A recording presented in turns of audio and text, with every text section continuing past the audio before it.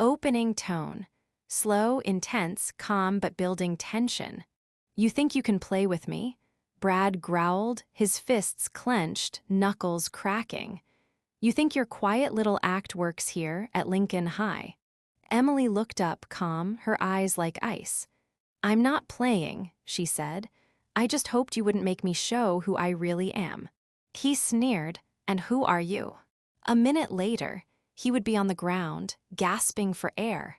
The whole school would never forget what they saw. But let's rewind. Let's see how it all started. Monday morning. Fog still hung over Maplewood, Ohio. Emily Harris, just 16, stepped into Lincoln High School for the first time. Plain ponytail, old sweatshirt. Just another transfer student. Her family had moved here from Detroit, the fourth move in 3 years. She spoke little, avoided eye contact, tried to blend in. But what no one saw, not the teachers, not the students, was the storm beneath her silence. Emily wasn't weak. She was a champion. Michigan Junior MMA champion. 4 years of training, 23 fights, 21 wins, her left hand. It could break a rib, her ground game, lethal. But in Maplewood, no one knew that.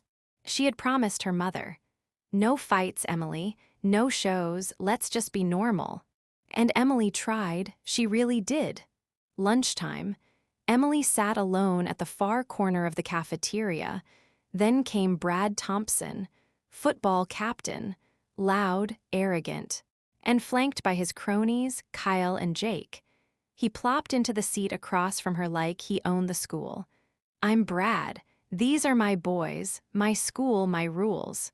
Emily looked up, polite but distant. "Nice to meet you. I'm Emily." He mocked her name, dragged it out like a bad joke. "Detroit, huh?" Kyle sneered. "You think you're better than us." "I don't think so," Emily replied softly. But Brad leaned closer, voice dripping with threat. "Here's how it works. You pay $5 a day for protection. Otherwise, bad things happen to new girls." Jake grinned. Kyle chuckled. They had done this before. Emily clenched her fists under the table, but she remembered her promise. "I need to think about it," she said. "You've got until tomorrow," Brad smirked. Emily walked home in silence.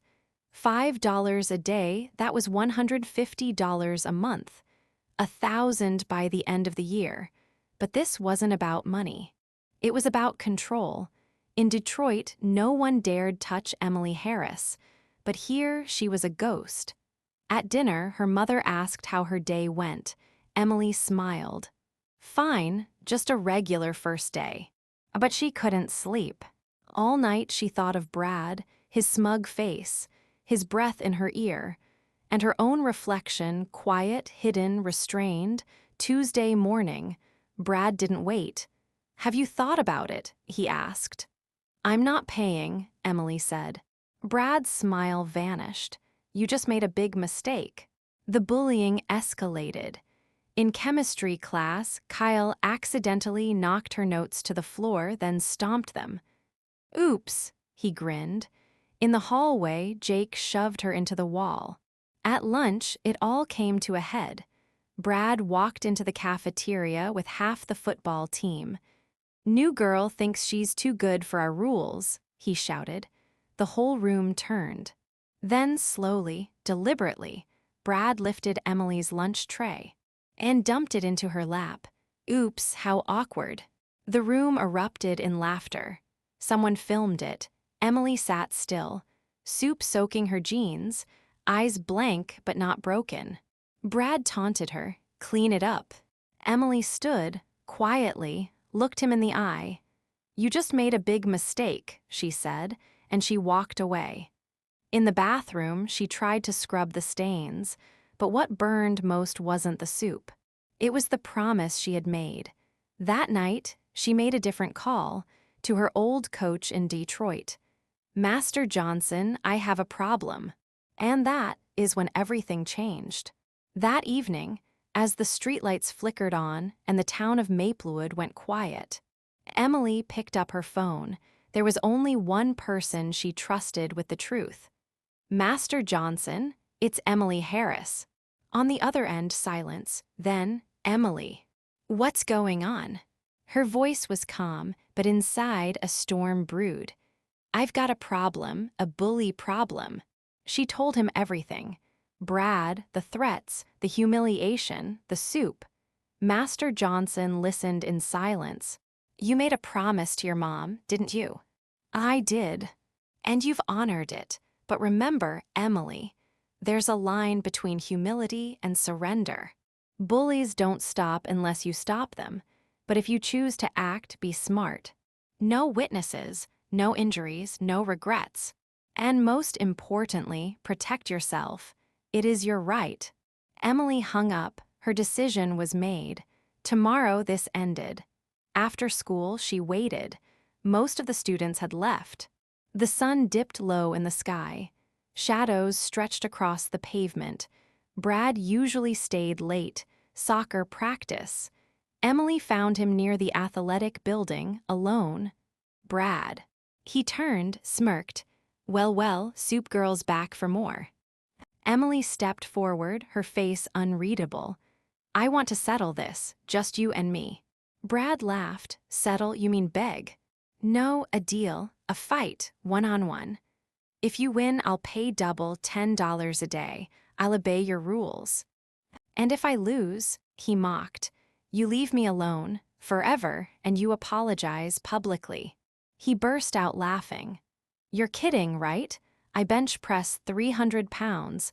You look like a stiff breeze could blow you away. As he didn't flinch.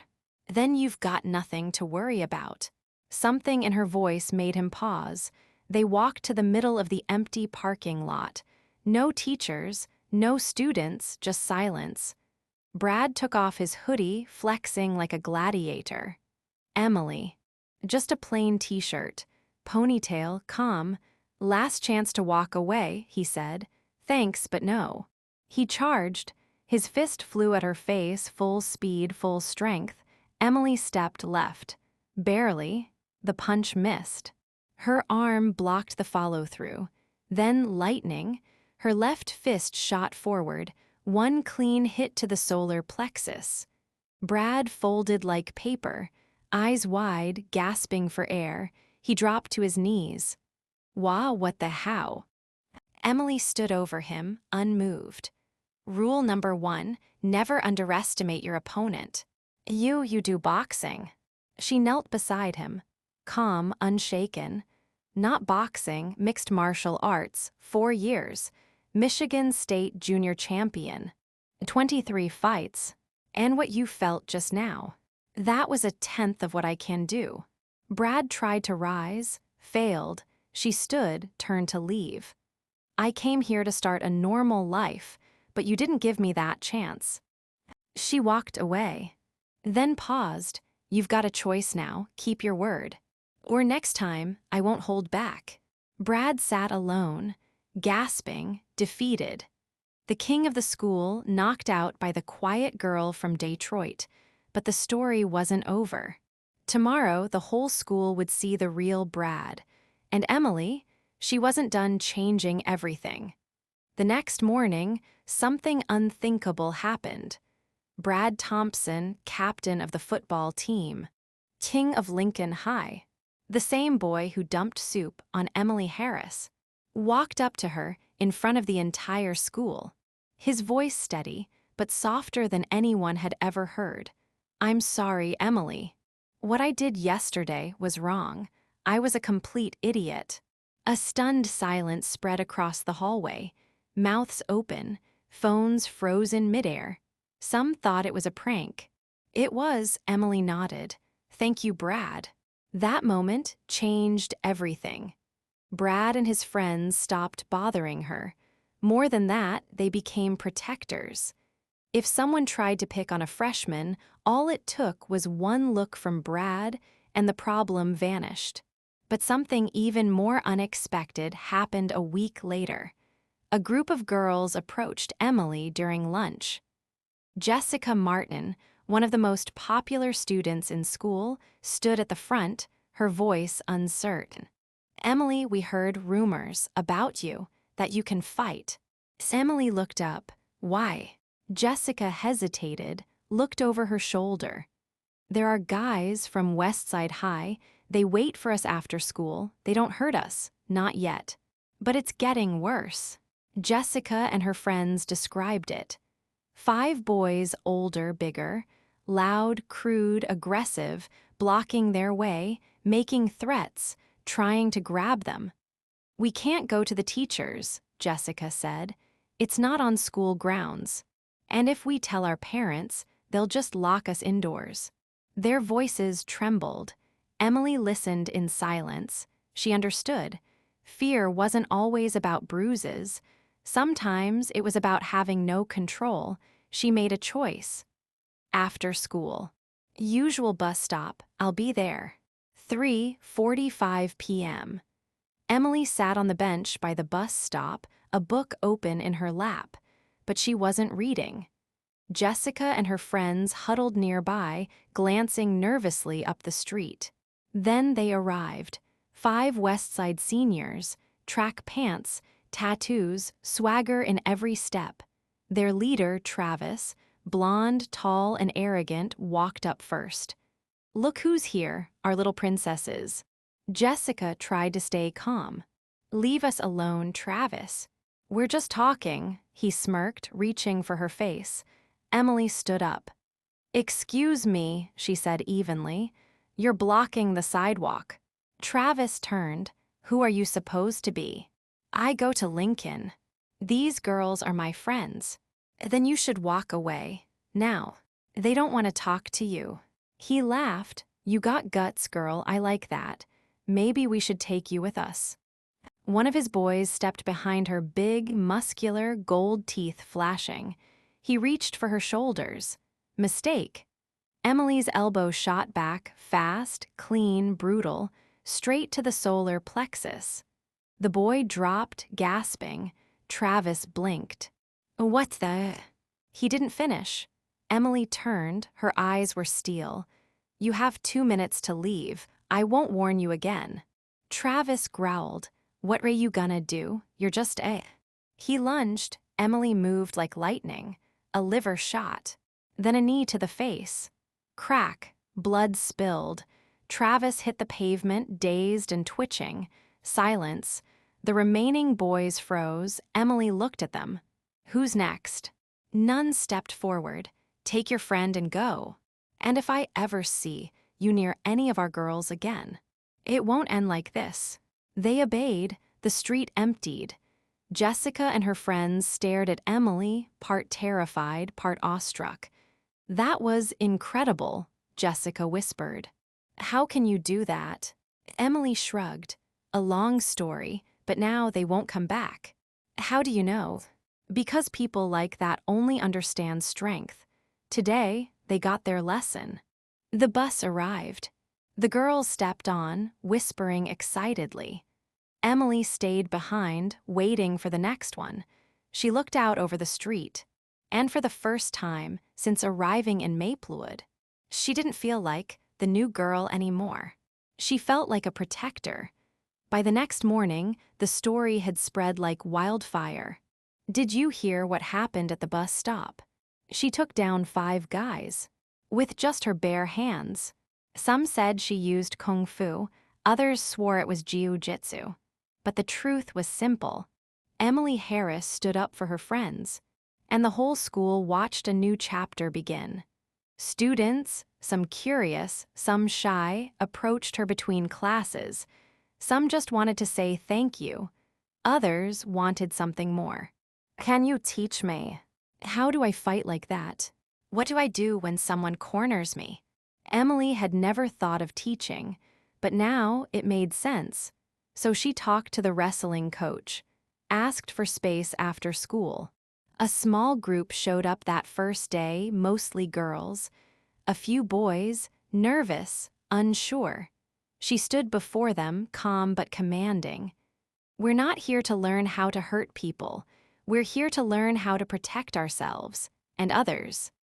The best fight is the one you never have to fight, but if it's unavoidable, hit first. Hit hard, Finish quickly. Word spread fast. By the end of the week, 20 students. By the second week, 50. Emily showed them how to stand, how to move, where to strike. But more than that, she taught them how to carry themselves. Confidence isn't loud. It's knowing that no one can break you. The principal, Mr. Anderson, noticed. He called her into his office. Emily, what you're doing, it matters. These kids feel safer because of you. He shook her hand. I spoke with your mother. She told me about your training. I want to make this official. The self-defense class became part of the curriculum. Emily was just 16, but the school trusted her to lead. Soon, Emily's story reached beyond the school walls. A local newspaper ran an article. Teen hero stands up to bullies and teaches others to do the same. Regional TV picked it up. Emily didn't seek attention, but the world noticed anyway. Letters began arriving from students in other towns. One said, I used to be afraid to ride the bus home, but after seeing your story, I signed up for karate. You made me brave. Even Brad Thompson, the former bully, changed. He volunteered to help younger students, carried bags for freshmen. One day, he even pulled Emily aside. I never said thank you, he murmured, not just for not breaking my nose, but for showing me who I could be instead. Emily smiled. We all make mistakes. The real strength is learning from them. At home, her mother noticed the difference. Emily had changed. You're more peaceful now, Sarah said one evening, even after everything. Emily nodded.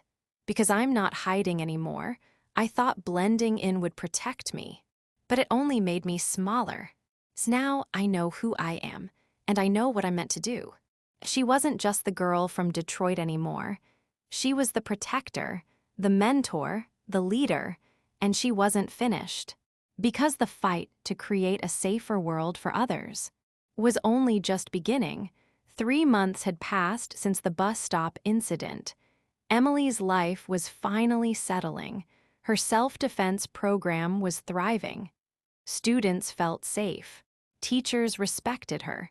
And her story was inspiring kids across the state. But then it all came crashing back. A letter, a summons. Emily Harris was being sued.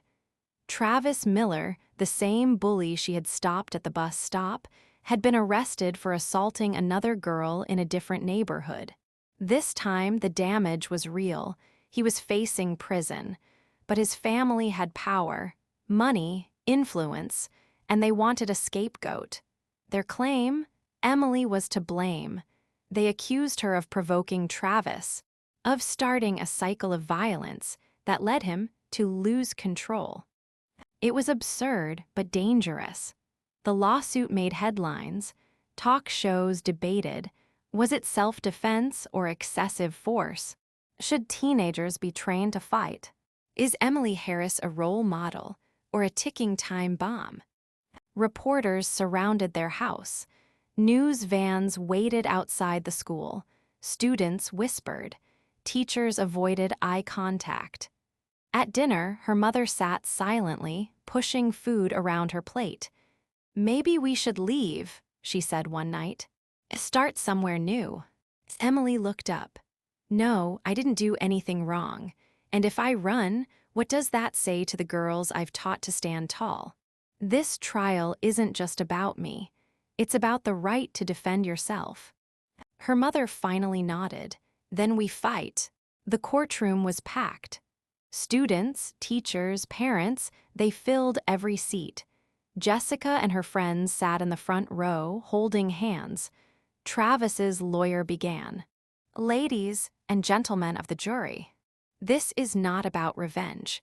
This is about a vulnerable young man who was humiliated, attacked, and pushed toward darker behavior. Emily's attorney stood.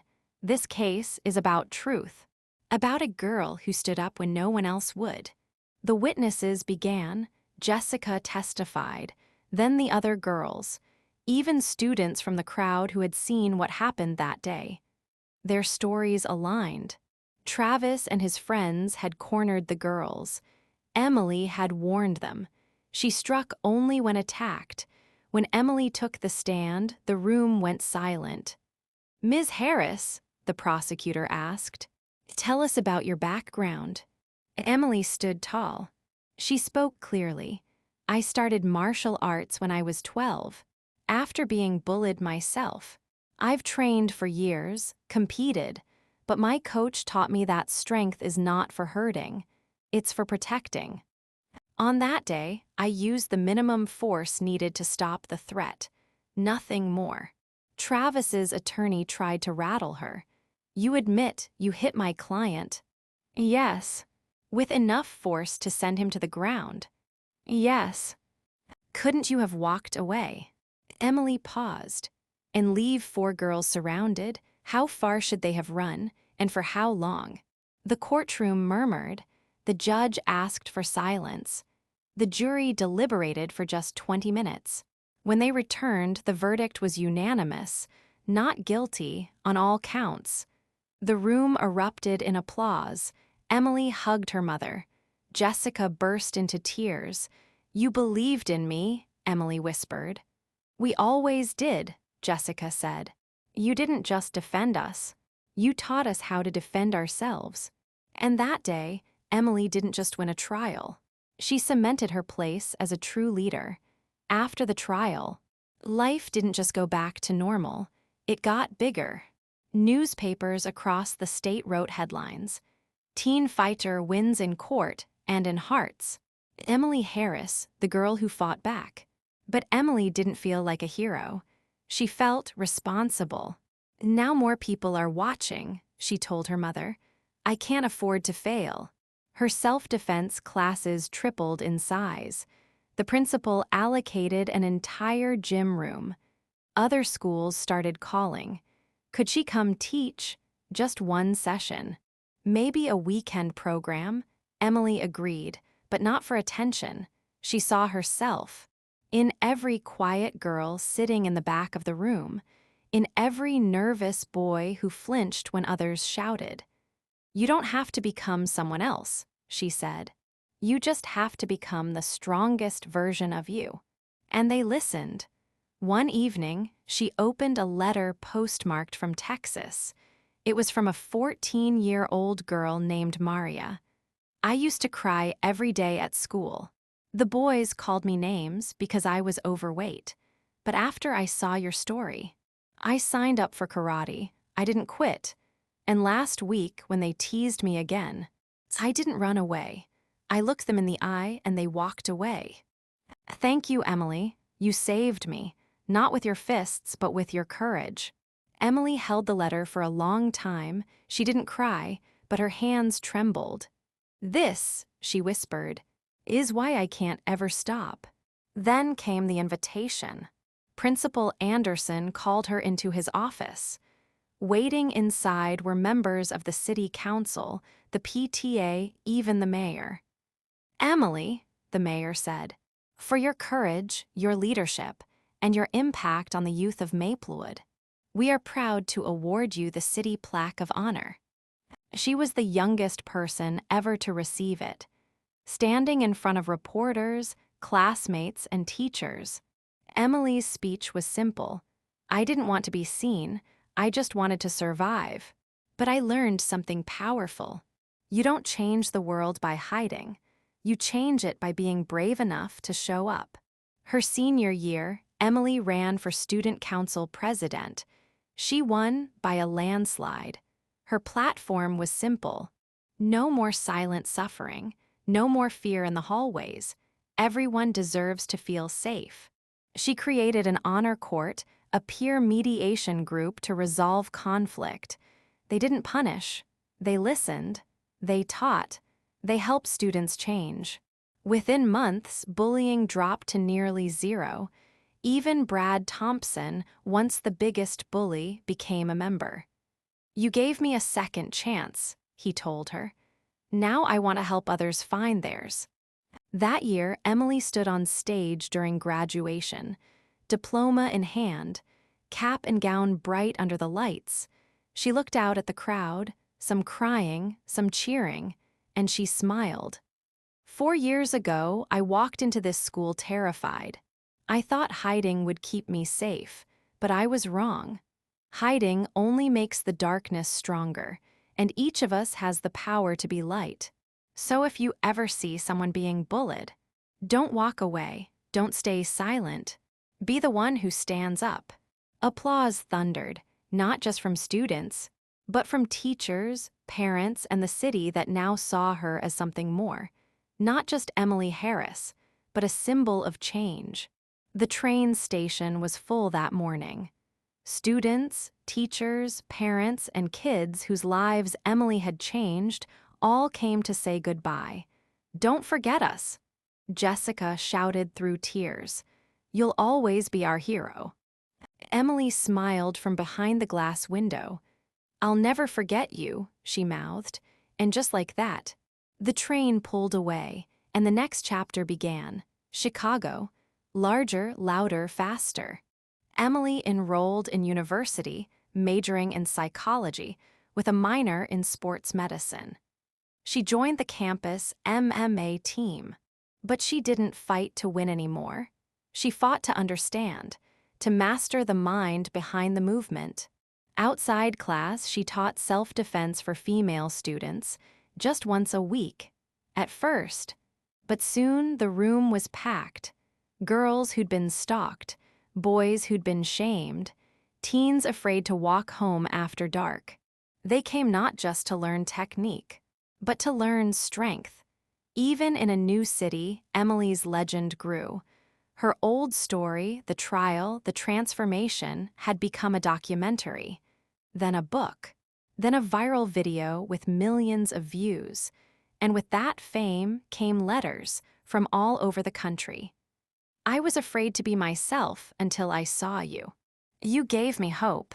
You made me believe that strength could be gentle." Emily read every letter. She kept them in a box under her bed. On her hardest days, she pulled them out and remembered why she started. At 26, Emily took a risk. She rented a tiny space in a quiet part of town. Bare floors, faded walls, a single punching bag in the corner, and she called it the Rising Center.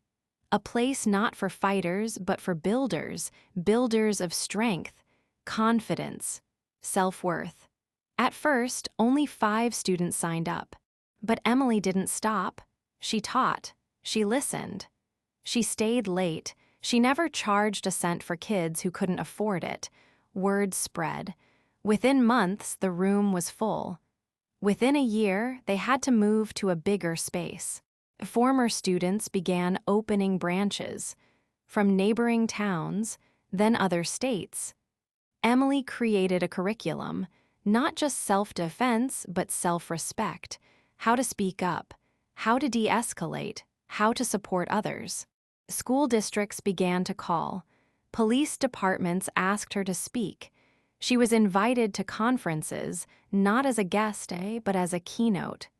"Strength," she told audiences, "isn't what you do in the ring. It's what you choose to do when no one else dares stand. It's not about hurting, it's about healing, and about never, ever hiding who you are." Years passed, but Emily never changed. Every summer, she returned to Maplewood, held workshops at Lincoln High, sat in the gym where her photo now hung. Below it read, "Emily Harris, class of 201. She taught us that true strength is the courage to protect others." She didn't come for praise. She came to remind them and herself where it all began. Because legends aren't built in stadiums. They're built in cafeterias, in classrooms, at bus stops, where someone makes the choice to say, "No more," and dares to become the first one to stand up. For years, Emily Harris had stood on stages, in classrooms, and in the hearts of thousands. But with fame comes shadow. For every child she helped, there was someone, somewhere, who hated her for it. It was only a matter of time before the past came knocking. It was a Tuesday evening. Emily was walking home from a late training session. The street was quiet. Her bag slung over one shoulder.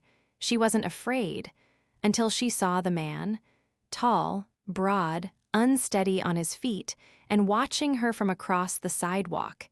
He stepped into the light, his voice slurred, bitter. "You're the one who ruined my son." Emily froze. "Mr. Miller?" she asked, Travis's father, his eyes bloodshot, his fists clenched. "He was a good boy. Until you beat him, humiliated him." "Your son assaulted girls," Emily said calmly. "I stopped him." "No. You made him weak, and now I'll show you what weakness feels like."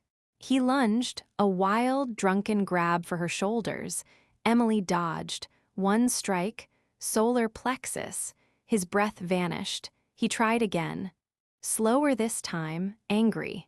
She didn't hesitate, a clean punch to the jaw. He hit the ground hard, unconscious.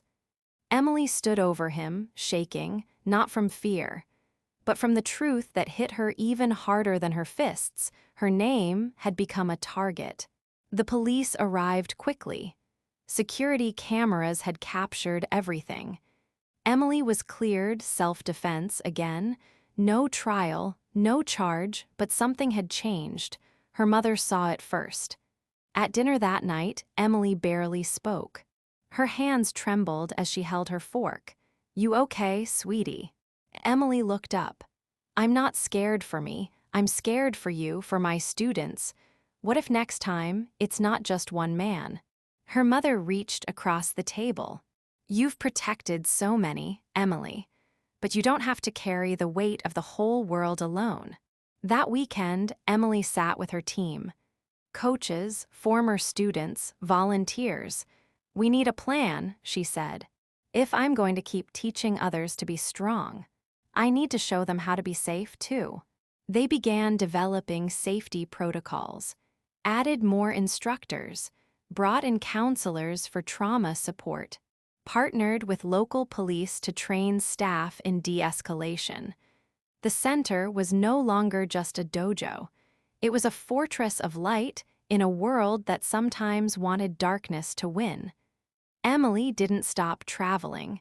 She didn't stop teaching. But she became more careful. She never walked alone after dark. She trained a team to carry her message, and she strengthened the foundations beneath her legacy. "This world will always have darkness," she told her students. But the answer isn't hiding. It's becoming the kind of light that darkness cannot touch. The scars of that night remained, but they didn't weaken her. They reminded her why she fought, because the fight for safety is never over. They called it the Emily Effect. Across cities and towns, from inner-city schools to small-town gyms, children were standing taller, speaking louder, walking with purpose, all because one girl had dared to fight back. But now it was no longer about Emily. It was about everyone else who came after her. By age 28, Emily had opened 5 rising centers across the state. Each one followed her model. Free access for any child in need. Psychological counseling for those with trauma. De-escalation training for real-world conflict. Community nights where parents joined in. And each center had one golden rule. Strength is not for domination, it's for protection. Every week she visited a new location. Not to show off, but to listen. What are you afraid of? What would make you feel safer? What do you wish adults understood? The answers built the future. At a ceremony in Chicago, Emily stood before a group of 200 teenagers. They were the first full cohort to complete her 2-year leadership program. Some had come from shelters, some from foster homes, some from wealthy suburbs with silent trauma behind perfect walls. She looked at them, proud. "You are not broken. You are not helpless. You are not just survivors, you are builders." You are what the world needs next. One student stepped forward, a tall boy with burn scars across his neck and jaw. Before I found this place, he said, I thought I'd never matter. But now I teach others to fight. I protect my little sister. And next year, I'm starting my own rising chapter. Applause thundered. Emily blinked back tears. Her vision was working. Within 2 more years, there were 50 rising centers nationwide. Volunteers from all walks of life joined. Former police officers, social workers, retired fighters, school counselors, survivors. They weren't just teaching self-defense. They were rewriting what it meant to be strong. TV news crews showed up. Journalists followed her schedule like a celebrity. But Emily never got caught in the spotlight. She always turned the attention back to the kids. I'm not the story, she said. They are. One day, a school principal from Mississippi called. We don't have a center here, but we heard about you. Can you help us start something? Emily flew down the next week, then another call from Arizona, then Oregon, then Maine. She couldn't be everywhere. So she started training trainers, people who shared her values, who understood that fighting wasn't about fists. It was about boundaries, courage, and presence. Each rising instructor pledged to uphold 3 pillars. 1. Protect without pride. 2, 3, teach without ego. 4, 5, lead without fear. 6. And soon, the map was dotted with rising flags. Each one a place where no kid would ever feel helpless again. One evening, Emily walked alone through a quiet street in Chicago. But this time, she wasn't afraid. Behind her, thousands walked stronger because of her. Beside her, hundreds carried her message. Ahead of her, the future wasn't uncertain. It was waiting for the next voice, the next protector, the next light in the dark, and Emily would be there to meet them. Not everyone wants to fight, she often said, but everyone deserves to feel unbreakable.